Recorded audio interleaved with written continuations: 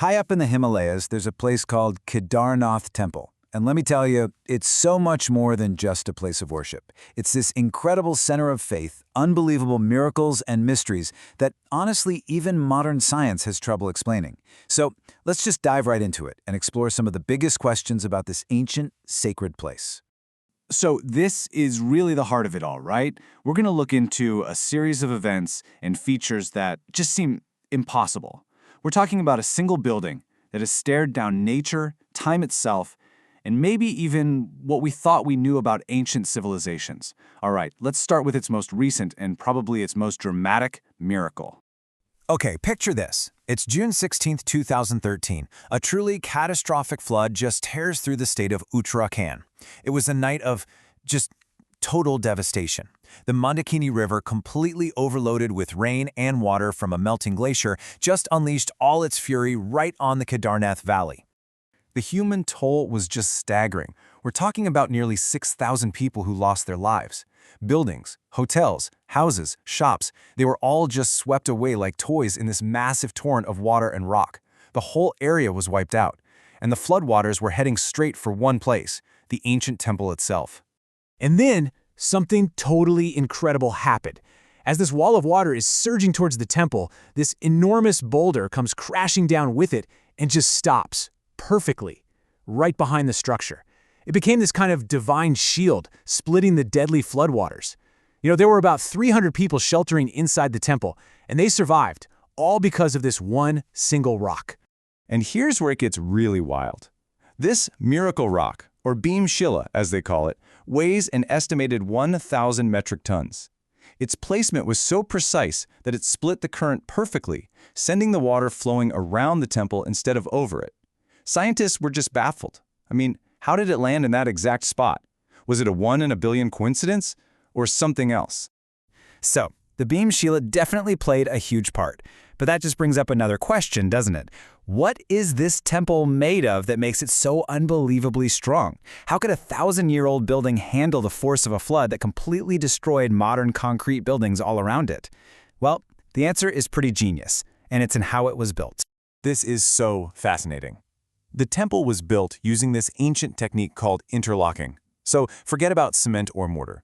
Instead, huge stones were carved with incredible precision to lock into each other. What this does is it creates a structure that isn't rigid but actually flexible. It can absorb and distribute immense pressure without just crumbling, which is exactly what happens to a lot of modern, brittle buildings under stress. And that right there just shows you the brilliance of that design. For over 1,000 years, this method has protected Kedarnath from pretty much everything the Himalayas can throw at it.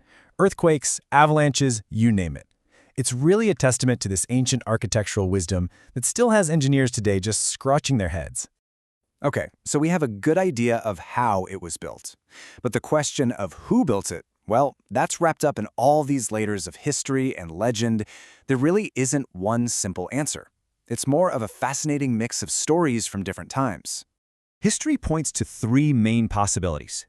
The oldest story says the original temple was built by the Pandava brothers from the epic Mahabharata.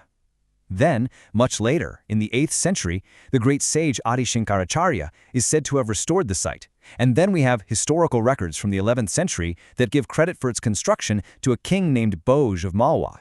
The most famous origin story, the one about the Pandavas, is really central to the temple's whole identity. The legend goes that after the Great War, the brothers were seeking forgiveness from Lord Shiva. But Shiva kept avoiding them, and at one point, he took the form of a bull. When one of the brothers managed to grab the bull's hump, it turned to stone right there. And on that very spot, they built the first temple. It's why the main idol inside has such a unique shape. Now, let's shift gears from human history to natural history, because we're about to get into one of the most mind-boggling periods of survival for this temple, a time when it literally just vanished off the face of the earth. No, you heard that right. 400 years. For 4 whole centuries, from around the 13th to the 17th century, the temple was completely buried under snow and ice. This was during a period called the Little Ice Age, and the Himalayan glaciers just moved in and swallowed the entire valley. And this isn't just some old story, it's actually backed by science. Researchers from the Wadia Institute of Himalayan Geology studied the temple stones, and they found clear proof, scrape marks, and other signs of massive glacial pressure. It proves the temple survived being crushed under a glacier for 400 years. That interlocking architecture really held up even against the weight of all that ice. So the temple can clearly handle extreme weather. And that brings us to a parallel mystery that happens every single year.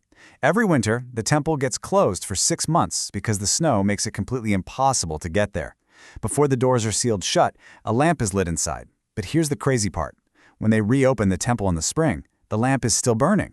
How? Well, the traditional belief offers a really beautiful explanation. It's said that when humans can't reach the temple anymore, divine beings, devas and gandharvas, descend from the heavens to continue worshiping Lord Shiva. They're the ones who tend to the lamp, and they keep the whole place pristine. It kind of makes sense because when the priests return, they often find the temple is just inexplicably clean. All right, for our final mystery, we have to zoom way out.